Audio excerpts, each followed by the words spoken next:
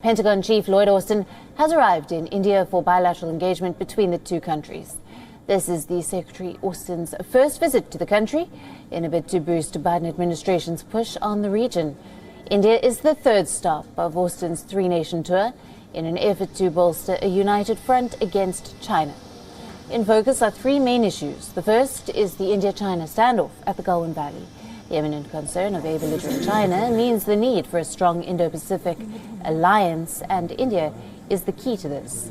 Austin's arrival in Delhi coincides with a crucial meeting between top officials of the Biden administration and President Xi Jinping's China in Alaska.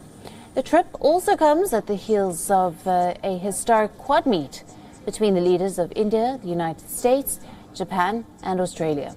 As the 12th Central Command Chief, Lloyd Austin is no stranger to the threat of terrorism. He has a first-hand experience of the threat posed by terrorist groups in Pakistan to India, and it is supposed to be a part of the Pentagon's chief agenda. Also on the agenda is the Afghanistan peace process. Given India's growing stakes in Afghanistan, New Delhi plays a crucial role in the new framework by the Biden administration, and the issue is likely to figure in the talks.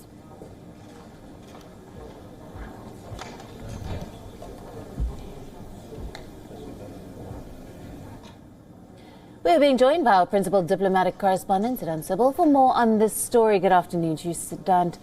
Let's start with the big-ticket items. Pentagon Chief Lloyd Austin has arrived in India for the bilateral engagement between the two countries. What's on the agenda? Well, Alison, everything under the sun will be on the agenda. This is the first visit by any member of the Biden administration, coming just 2 months after the Biden administration took charge.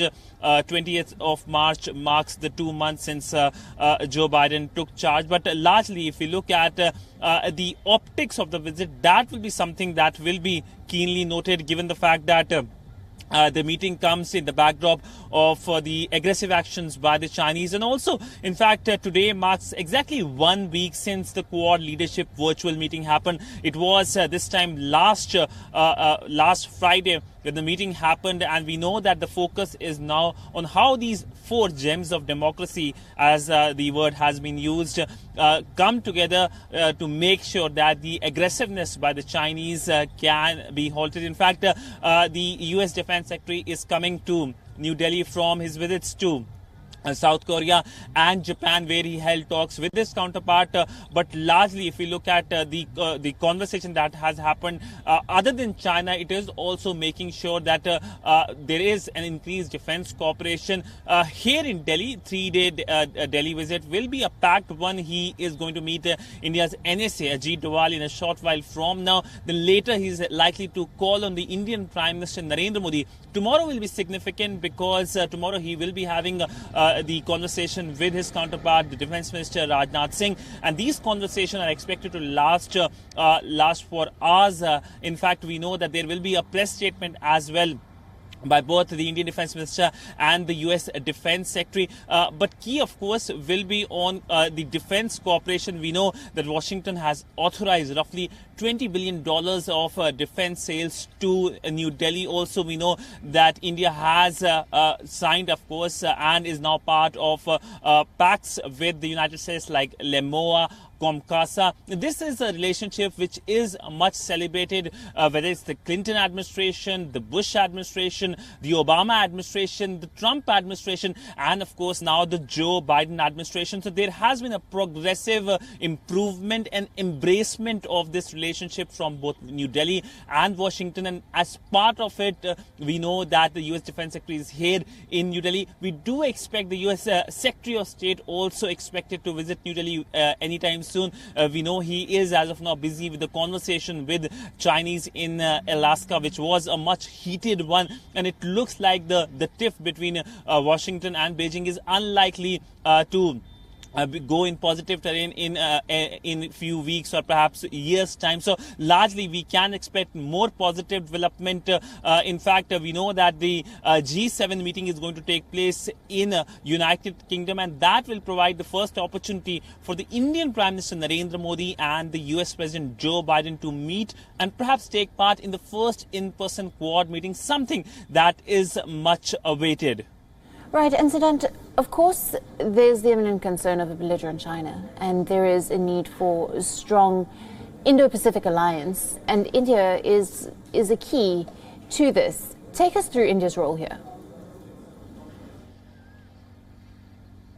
Well, when we talk about the Indo-Pacific vision, this is a vision backed by both New Delhi and Washington. In fact, there were certain kind of rumors that the Biden administration might not be very keen on the Indo-Pacific. In fact, he also mentioned Asia-Pacific once before taking charge as the president, raising, of course, anxiety in the wider region and here in New Delhi as well. But immediately after taking charge, we know that there have been conversations at the Defence Minister's level, at the Prime Minister and the President level, the External Affairs Minister level, in fact, at the NSA level as well. In all the readouts, both by Washington and New Delhi, we have seen the specific mention on Indo-Pacific, on how India and Washington can collaborate. And part of this collaboration comes countries like Australia and Japan. And also there is now talk of Quad Plus as well. There have been reports of UK joining the Quad, which is considered as the centerpiece of this entire Indo-Pacific vision. India, of course, has been saying that this is an inclusive vision. There have been, of course, hesitations from Russia,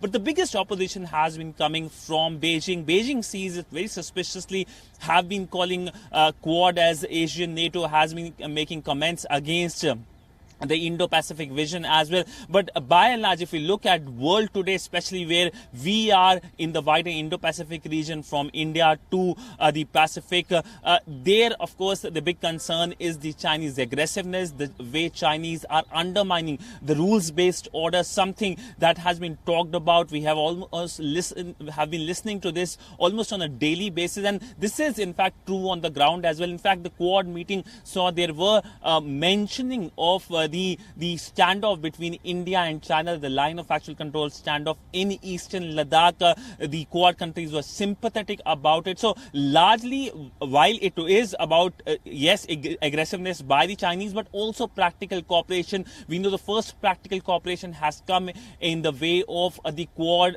COVID initiative, in which India's manufacturing capabilities will be used by the Americans, who will make sure that the American COVID vaccines are manufactured here in India, with the logistical support by the Australians and financial support by the Japanese and the Americans. So this is one practical cooperation, but we do expect more practical cooperation, especially when it comes to defense, with the visit of the US Defense Secretary here in India. Right, Siddhant, thank you very much for bringing us all the latest details on this latest trip. WION, now available in your country. Download the app now. Get all the news on the move.